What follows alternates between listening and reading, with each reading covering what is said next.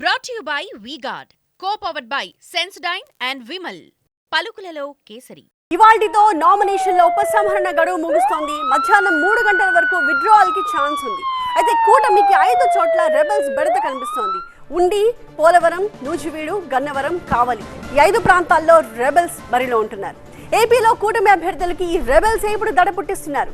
నామినేషన్ల ఉపసంహరణకి last day కావడంతో వాళ్ళు మనసు మార్చుకుంటారా లేదా అనే ఉత్కంఠ కొనసాగుతోంది. అసలు కూటమి అభ్యర్థులకి తలనొప్పిగా మారిన ఈ రెబెల్స్ సంగతి ఏంటి? ఎన్నికల టైం దగ్గర పడుతున్న కొద్దీ కూటమి అభ్యర్థులకు టెన్షన్ మొదలైంది. నామినేషన్ విత్డ్రాకు ఇవాళే చివరి రోజు కావడంతో రెబెల్స్ గా దిగిన అభ్యర్థులు విత్డ్రా చేసుకుంటారా లేదా అనే ఉత్కంఠ నెలకొంది. లోక్సభ ఎన్నికలతో పాటు ఏపీ అసెంబ్లీకి సంబంధించిన నామినేషన్ల పరిశీలన ప్రక్రియ పూర్తయింది.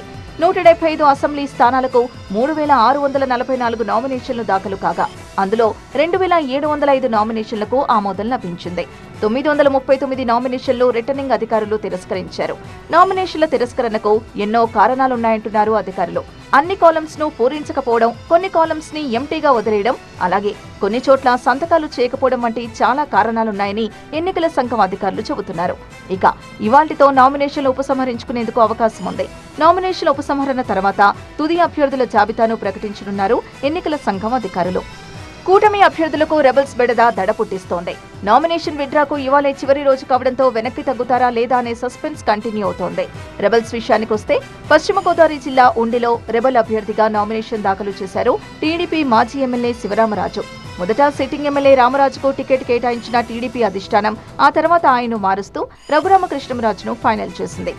దీంతో మనస్తాపానికి గురైన శివరామరాజు ఇండిపెండెంట్ అభ్యర్థిగా బరిలోకి దిగారు. నెల్లూరు జిల్లా కావలిలోనూ ఇదే సీన్ రిపీట్ అయింది. టీడీపీ అభ్యర్థిగా బరిలోకి దిగిన కావ్య కృష్ణారెడ్డిని మొదటి నుంచి బీజేపీ వ్యతిరేకిస్తూ వస్తోంది.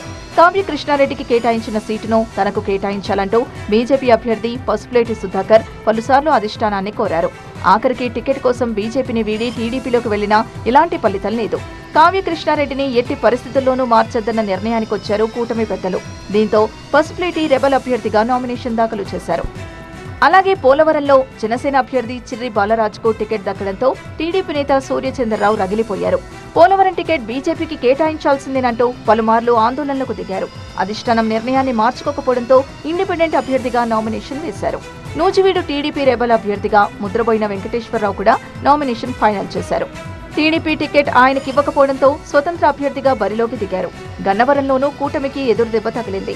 టీడీపీ అభ్యర్థి యార్లగడ్డ వెంకట్రావుకు కూటమి తరపున సీట్ కన్ఫర్మ్ చేయడంతో రెబెల్ అభ్యర్థిగా బయటకొచ్చారు బీజేపీ నేత కొర్రపోలు శ్రీనివాసరావు. ఇండిపెండెంట్ గా నామినేషన్ దాఖలు చేశారు. ఇందులో కొంతమందిని పిలిచి మాట్లాడి బుజ్జగించే ప్రయత్నం చేశారు చంద్రబాబు. అయినా తగ్గేదేలే అంటూ నామినేషన్ దాఖలు చేశారు. ఫైనల్ గా రెబెల్స్ నిర్ణయం మార్చుకుంటారా లేక కూటమి నేతలకు చుక్కలు చూపిస్తారా అనేది చూడాలి. Brought to you by V-Guard, co-powered by Sensodyne and Vimal. పలుకులలో kesari.